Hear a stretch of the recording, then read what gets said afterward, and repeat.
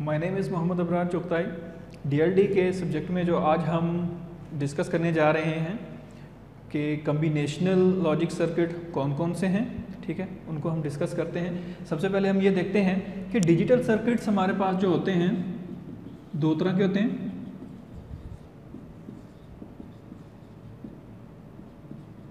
ठीक है, कौन कौन से? कम्बिनेशनल सर्किट्स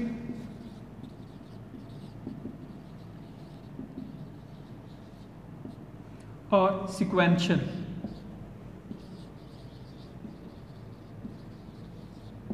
ठीक है, तो कम्बिनेशनल में हमारे पास कौन कौन से आ जाते हैं? एडर्स, सबट्रैक्टर,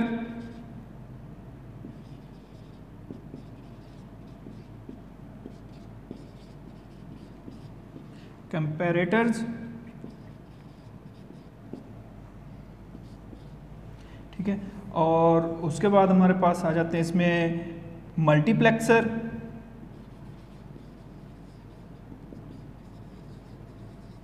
डीमल्टीप्लेक्सर,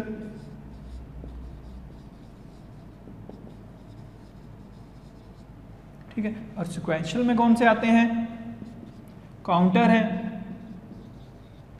रजिस्टर है और फ्लिप फ्लॉप।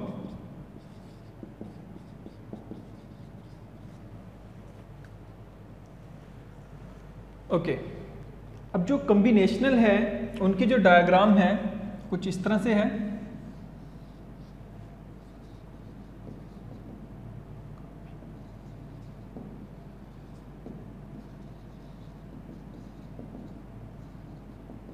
ठीक है, यहां से क्या है, इनको नंबर ऑफ इनपुट्स और यहां से हमें मिलेंगी नंबर ऑफ आउटपुट्स।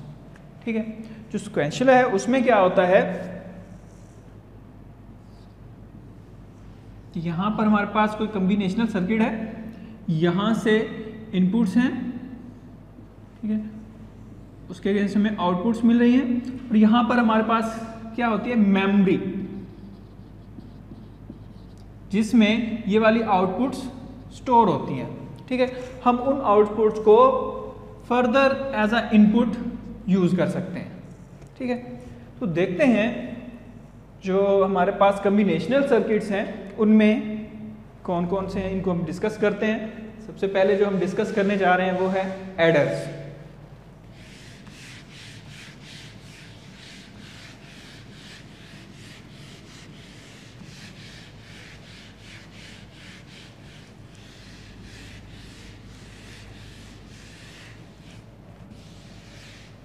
अच्छा, उससे पहले हम डिस्कस कर लेते हैं कि कम्बिनेशनल लॉजिक सर्किट जो है इसको जो डिज़ाइन करना है उसके स्टेप्स क्या हैं। ठीक है,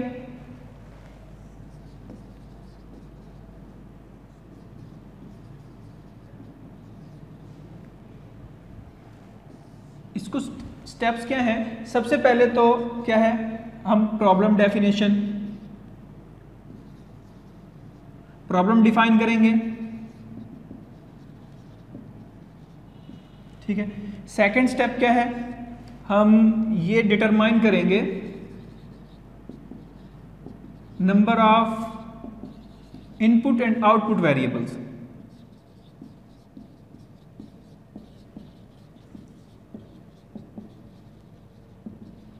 ठीक है, कि कौन कौन से हमारे पास कितने इनपुट्स हैं, क्या आउटपुट्स हैं। थर्ड स्टेप पे हम क्या करते हैं, उन इनपुट्स और आउटपुट्स जो वेरिएबल्स हैं उनको लेटर असाइन करते हैं। असाइन लेटर्स,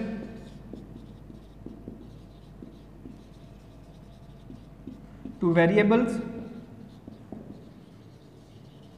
ठीक है, लेटर असाइन कर लिए।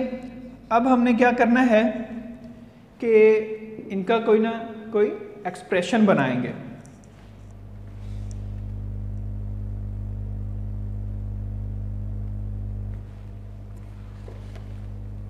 फोर्थ नंबर पे क्या है? Truth table. कि हम इनका क्या करेंगे? ट्रूथ टेबल बनाएंगे।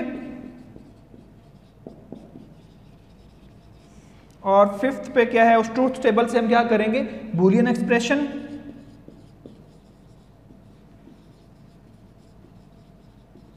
बूलियन एक्सप्रेशन बनाने के बाद उस एक्सप्रेशन की बेस पर हम क्या करेंगे, जो सर्किट है वो डिज़ाइन करेंगे, ड्रा करेंगे, ड्रा लॉजिक सर्किट। ठीक है, तो ये 6 स्टेप्स हैं। इन स्टेप्स को फॉलो करते हुए हम क्या कर सकते हैं, कॉम्बिनेशनल लॉजिक सर्किट डिज़ाइन कर सकते हैं। तो अब देखते हैं एडर्स।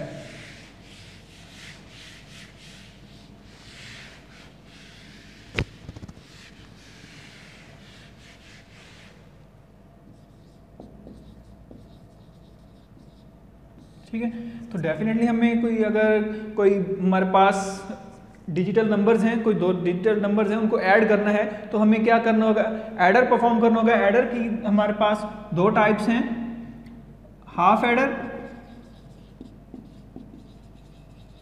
और full adder.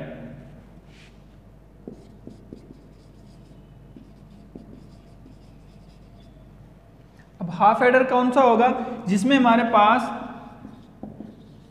Number of inputs क्या होंगी, 2। ठीक है, और फुल एडर में क्या होता है, नंबर ऑफ इनपुट्स क्या होंगी, 3 होंगी। ठीक है, 2 से ज्यादा हो सकती है। ठीक है, 3 जरूरी नहीं है कि 2 से ज्यादा होंगी, मोर देन 2 लिख सकते हैं। Number of inputs more than 2, तो 3 कह देते हैं हम। 3 के केस में देखेंगे। अच्छा, अब ये 2 से ज़्यादा कैसे होंगी कि 2 तो हमारे पास इनपुट्स होंगी, ठीक है, और उनकी जो आउटपुट आएगी, कैरी होगा, वो भी हमारे पास एज अ इनपुट यूज हो रहा होगा। ठीक है, अब देखते हैं हाफ एडर किस तरह से बना सकते हैं हम।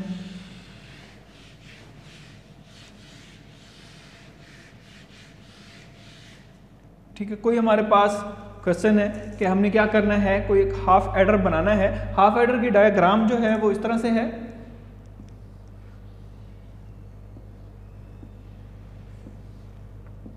ठीक है, कि यहां से हमारे पास इनपुट्स आ रही हैं और यहां से हमारे पास सम आएगा और कैरी। ठीक है, यहां पर हमारे पास क्या आ रहा है, हाफ एडर। ओके, अब क्या करना है, हमने डिसाइड कर लिया, सपोज हमारे पास यहाँ पर आ रहा है x, यहाँ पर y, वेरिएबल्स हमने डिसाइड कर लिए कि कौन कौन से हमारे पास हैं, उनको लेटर दे दिए x और y। तो यहाँ पर जो सम आएगा उसको s कह दिया, जो कैरी आएगा उसको हमने c कह दिया। अब क्या है कि अब हमने इसका ट्रूथ टेबल बनाना है। हमारे पास ट्रूथ टेबल बनाने का जो रूल है वो क्या है कि नंबर ऑफ वेरिएबल्स हमारे पास कितने हैं, 2, तो 2 raise to power n, 2 raise to power 2 is equal to 4। तो ट्रूथ टेबल बनाते हैं, x और y।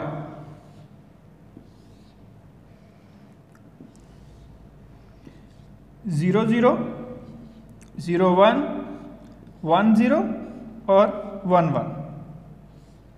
यहां पर अब हमने देखना है कि हमारे पास जो इनका सम है वो क्या आ रहा है और कैरी क्या आ रहा है। ठीक है,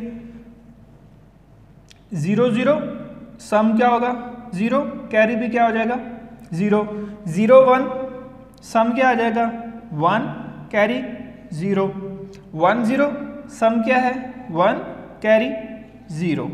और 1 1 में हमने देखा था, जो हमने बाइनरी एडिशन की थी, 1 1 में क्या है, सम आता है 0 और कैरी में क्या आता है, 1।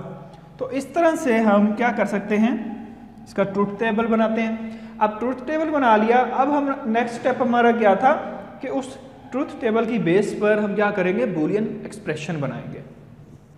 ठीक है, तो S के लिए अलग बनेगा, C के लिए अलग बनेगा। S इज इक्वल टू, अब देखें बूलियन एक्सप्रेशन इस कॉलम का हम बना रहे हैं। ठीक है, और हमने किसका बनाना होगा, जहां पर आउटपुट क्या होगी, हाई 1 होगा। जहां जहां 1 है, ठीक है, तो 1 कहां पर है, इस केस में। तो इसका एक्सप्रेशन बनाते हैं। हमने पहले पढ़ा था कि जहाँ 0 होगा वहाँ पर हम क्या करते हैं कंप्लीमेंट, और जहाँ पर 1 होगा वहाँ पर हम सिंपल लिखेंगे। तो इसमें x क्या है, कंप्लीमेंट, और y 1 है, उसको ऐसे लिख देंगे। ये एक रो हो गई। अब दूसरी रो, उसके लिए प्लस x क्या है, सिंपल है, और y क्या है हमारे पास, कंप्लीमेंटेड। ठीक है, तो इस तरह से s का एक्सप्रेशन है। अब हम c का एक्सप्रेशन बनाएंगे।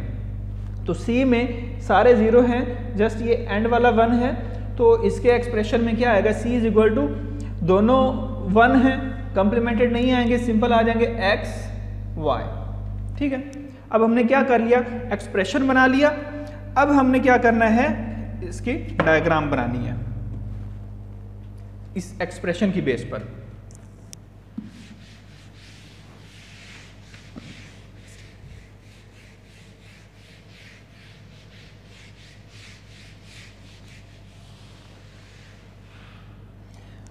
ठीक है जी, एक्सप्रेशन हमारे पास है s is equal to X Y bar plus X bar Y. ठीक है, क्या हो रहा है कि दो हमारे पास एंड ऑपरेटर्स हैं, एंड ऑपरेशंस हैं, उनको हमने क्या किया हुआ है, और ऑपरेटर के जरिए से, और गेट के जरिए से कंबाइन किया हुआ है। तो किस तरह से बनेगा, यहां पर एंड गेट लगेगा। ठीक है,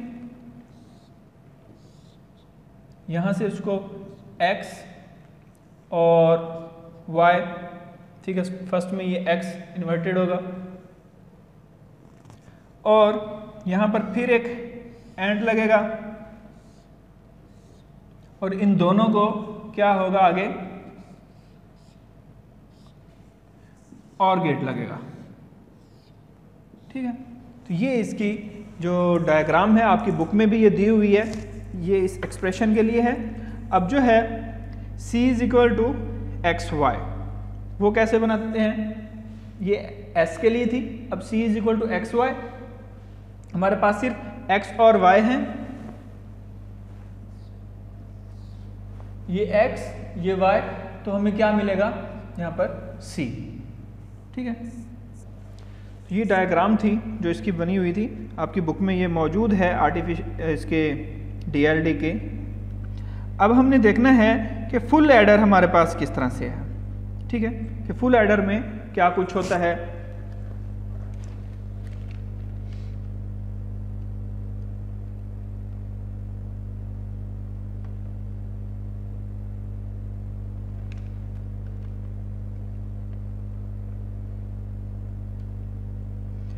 सबसे पहली बात तो ये हमने डिस्कस की थी कि फुल एडर में हमारे पास क्या होगा, 3 जो हैं वेरिएबल्स होंगे, और फिर हम क्या करेंगे, उसका क्या करेंगे, ट्रूथ टेबल बनाएंगे, और उससे हम एक्सप्रेशन बनाएंगे। ठीक है, तो बनाते हैं।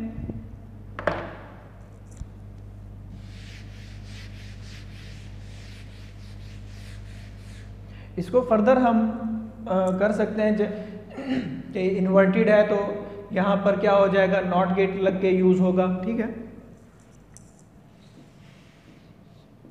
यहाँ से आएगा, और इसका क्या होगा, x सिंपल होगा, और y जो होगा ये इन्वर्टेड यहाँ से जाएगा। ठीक है, इस तरह से।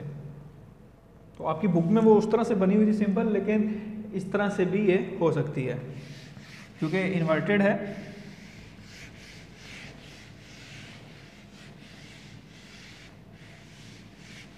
अब देखते हैं फुल एडर। अब के मैप आप लोगों को असाइन किया था कि आप लोगों ने के मैप करना है, तो अब जो फुल एडर है उसमें के मैप यूज होगा। हमारे पास फुल एडर में क्या है, 3 लेटर्स होंगे, 3 हमारे पास वेरिएबल्स हैं, x, y और z।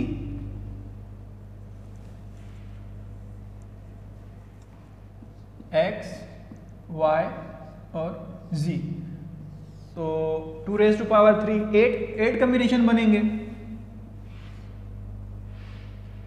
0 0 0 और उसके बाद 0 1 0 0 0 1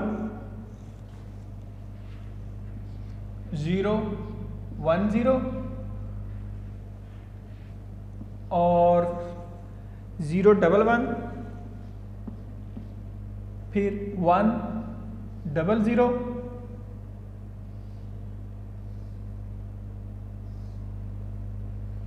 ठीक है, फिर 1 0 1 1 1 0 और फिर आ जाएगा 1 1 1, ठीक है।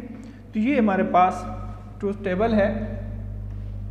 अब इसमें से देखते हैं कि हमारे पास S क्या आता है और कैरी बिट C क्या आता है, C और S। यहाँ पर क्या होगा, कैरी भी कुछ नहीं है, सम भी क्या है 0। अब 0 0 0 1, तो कैरी में हमारे पास कुछ भी नहीं है, सम में क्या आ रहा है 1। 0 1 0, कैरी कुछ नहीं है, सम में क्या है 1, ठीक है। अच्छा, इसको तरीका क्या है कि आप पहले इन दो को ऐड करेंगे और उसके आंसर को इस थर्ड में ऐड करेंगे, ठीक है। 0 1 1 1 प्लस 1 क्या आ जाएगा हमारे पास, आंसर 0, और कैरी में क्या आ जाएगा 1, मतलब 0 और 1, यहां पर कोई कैरी नहीं आएगा, आंसर क्या आ गया हमारा 1। 0 प्लस 1 इज इक्वल टू 1। अब 1 को जब 1 में प्लस करेंगे तो अब यहां पर हमारे पास कैरी में आ जाएगा 1 और आंसर सम में आ जाएगा 0। इसी तरह ही है, ठीक है। उसके बाद 1 प्लस 0 1, 1 प्लस 0 1, कैरी कुछ नहीं है, सम में 1 है।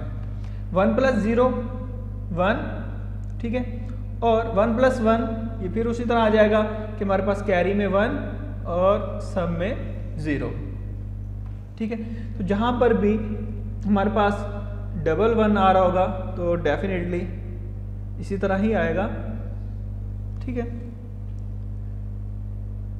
जो लास्ट है जिसमें 3 टाइम 1 आ रहा है, तो उसमें क्या होगा, 1 प्लस 1 क्या आ गया 2, जो हमारे पास है, मतलब 0 आ गया हमारे पास आंसर और कैरी में आ गया 1, ठीक है। वो कैरी और ये फिर हम इसमें हमारे पास दोनों में ही 1 1 आएगा, ठीक है, क्योंकि उसका कैरी हमारे पास था, फिर 1 में ऐड किया, फिर कैरी आया, ठीक है।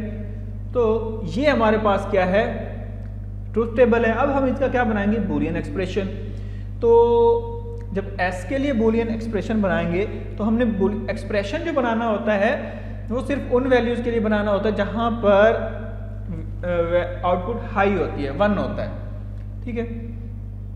हमारे पास लेटर्स हैं X, Y और Z, ठीक है। तो फर्स्ट जो हमारा बनेगा वो बनेगा इस रो के लिए। अब इसमें क्या है, X बार, Y बार, Z, ठीक है। तो S के लिए हम लिखते हैं, यहां पर लिख लेते हैं इस रो के लिए X कंप्लीमेंटेड, Y कंप्लीमेंटेड और Z प्लस करते हैं इस रो के लिए। तो इसमें क्या है, X कंप्लीमेंटेड, Y और Z कंप्लीमेंटेड। उसके बाद जो है ये वाली रो होगी, इसमें क्या है, प्लस X Y कंप्लीमेंट और Z कंप्लीमेंट, और फिर हमारे पास ये लास्ट में है प्लस X Y Z। तो ये हमारा S के लिए एक्सप्रेशन है, ठीक है। और C के लिए हमारा क्या एक्सप्रेशन होगा, C में हमारे पास जो 1 आ रहा है ये रो है 0 1 1, X बार Y Z प्लस फिर ये है 1 0 1, X Y बार Z प्लस ये वाला 1 1 0, X Y Z बार, और फिर हमारे पास ये है प्लस X Y Z, ठीक है। ये हम एक्सप्रेशन बनाएंगे इससे।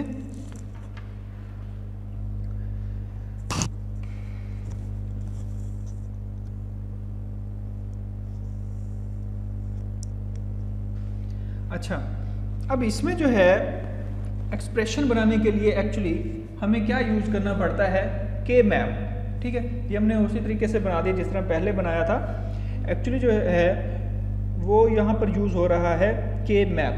ठीक है, एक्सप्रेशन ये भी ठीक ही है, इसी तरह ही बनेगा वो। के मैप में बनाकर देखते हैं क्या वो भी यही आता है या कुछ और आता है, और फिर हम क्या बनाएंगे उसकी डायग्राम। तो के मैप मैं यहाँ पर बना देता हूँ। 3 वेरिएबल्स हैं, तो यहाँ पर हमारे पास बनेंगे 4। ठीक है, यहाँ पर आ जाएगा x y और यहाँ पर आ जाएगा z। इसकी इंडेक्सिंग करेंगे, ये 0 आएगा, ये 1 आएगा, ये 0 0 0 1 1 1 और 1 0। ठीक है, अब इसमें क्या होगा कि हम क्या करेंगे, किसके लिए बना रहे हैं ये हम, s के लिए। तो जब हम इसमें s को मैप करेंगे हमारे पास क्या है, यहाँ पर 1 है, यहाँ पर है, यहाँ पर और यहाँ पर। तो 0 1 पे 1 आएगा और 1 0 पे 1 आएगा। फिर हमारे पास आ रहा है यहाँ पर और यहाँ पर, बाकी क्या है जीरोस। ठीक है, अब इसके लिए जब एक्सप्रेशन बनाते हैं तो किस तरह बनेगा कि देखें, अब ये क्या है, x y क्या है हमारे पास 0 0 और यहाँ पर क्या है 1, तो x बार y बार z। ठीक है, प्लस फिर क्या है x बार y z बार। ठीक है, x बार y और हमारे पास ये क्या है z बार। ठीक है, यहाँ से x बार, यहाँ से सिंपल y और यहाँ से z बार। फिर हमारे पास क्या आंसर आया है, x y बार z बार। ठीक है, अब हमने देखना है कि ये 1 है हमारे पास। ठीक है, x y बार और z बार। ठीक है, बस x y z। तो जब इसको देखेंगे, ठीक है, इसको जब हम देखेंगे, हमने किसको देखना होता है 1 वालों को। ठीक है, पहले हमने इसको देखा 0 1 1। ठीक है, उनकी तरतीब वहां पर थोड़ी चेंज है। जब इसको देखेंगे तो तीनों 1 1 है, तो एंड में x y z आ रहा है। क्योंकि बुक में जो तरतीब है वो इस तरह से है, जो यहाँ से बन रही है के मैप से, कि x बार y बार z। ठीक है, फर्स्ट हमारा इसी तरह है, सेकंड है x बार y z बार, x बार y z बार, थर्ड है x y बार z बार। ठीक है, और x y z। ठीक है, इसी तरह से है। अब हमने क्या करना है, इस एक्सप्रेशन के लिए क्या करना है, हमने जो है डायग्राम बनानी है।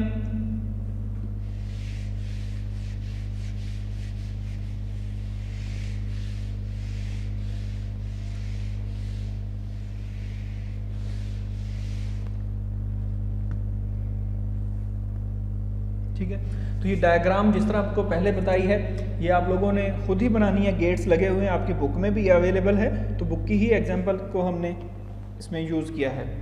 अब हम देखते हैं नेक्स्ट जो है हमारा टॉपिक है वो है सबट्रैक्टर।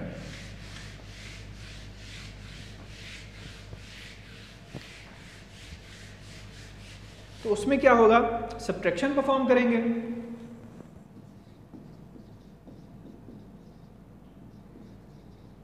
इसमें भी उसी तरह है, हाफ सबट्रैक्टर और फुल सबट्रैक्टर।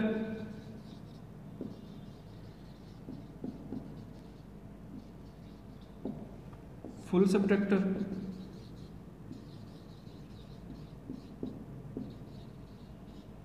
ठीक है, तो उसी तरह जिस तरह पहले हमने बनाया था कि पहले हमने क्या किया था, एडिशन के रूल्स अप्लाई किए थे।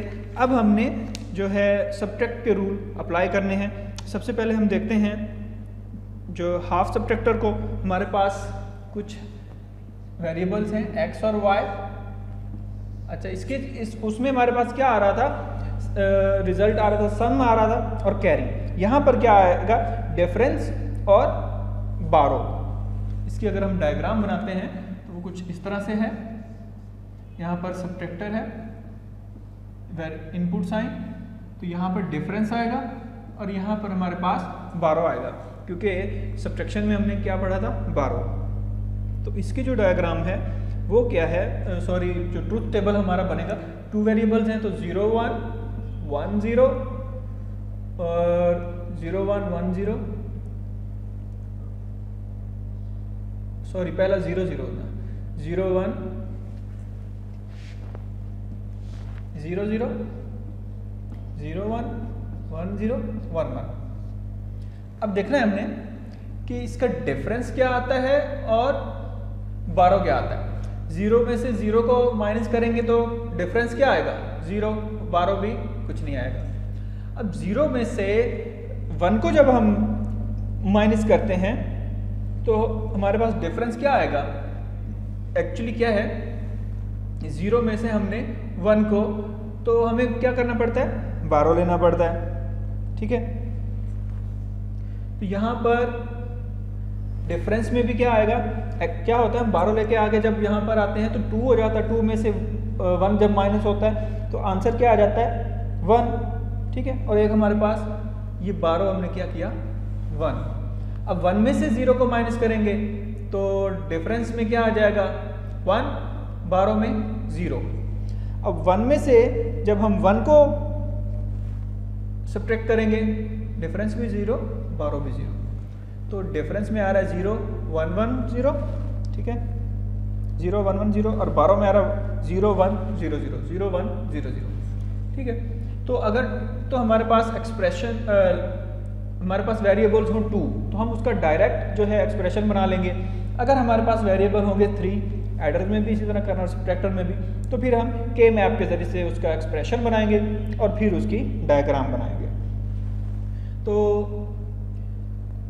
अब यहाँ से अगर हम इसका एक्सप्रेशन बनाएं, ठीक है, तो वो हमारे पास क्या आ रहा है, पहले हम बनाते हैं d के लिए, डिफरेंस के लिए, तो d इज इक्वल टू जहाँ जहाँ 1 है, d में यहाँ पर 1 है, x कंप्लीमेंटेड है और y सिंपल, प्लस ये क्या है, सिंपल और y कंप्लीमेंटेड। अब अगर b के लिए बनाएं तो कैसे बनेगा, b के लिए जस्ट हमारे पास ये एक रो है, सेकंड वाली, x बार y, ठीक है। इस तरह से ये हमारे पास इसका एक्सप्रेशन आ जाएगा। फिर हम इसकी डायग्राम उसी तरह बना लेंगे जिस तरह हमने पहले बनाई थी, ठीक है। उसके बाद हमारे पास फुल सब्ट्रैक्टर है। फुल सब्ट्रैक्टर में क्या है कि हमारे पास 3 वेरिएबल्स होंगे और हमारा 8 कम्बिनेशंस का ट्रूथ टेबल बनेगा, और के मैप अप्लाई करते हुए हम क्या करते हैं, उसका एक्सप्रेशन बना के उसके बाद हम उसकी डायग्राम बनाते हैं। तो आज हमने जो है क्या पढ़ा है, हमने एडर और सब्ट्रैक्टर को, ठीक है। तो ये जो फुल सब्ट्रैक्टर है इसको आप लोगों ने खुद ट्राई करना है, मुश्किल नहीं है, सेम उसी तरह ही है। आप लोगों को अगर के मैप आप लोगों ने सही तरह से पढ़ा होगा तो आप लोगों को कुछ भी मुश्किल नहीं लगता। इसमें ट्रिक यही है कि के मैप किस तरह से बनाना है और फिर उससे एक्सप्रेशन किस तरह से बनाना है। डायग्राम बनानी तो हम ऑलरेडी सीख रहे हैं, ठीक है। तो ये था आज का लेक्चर। अल्लाह हाफिज़।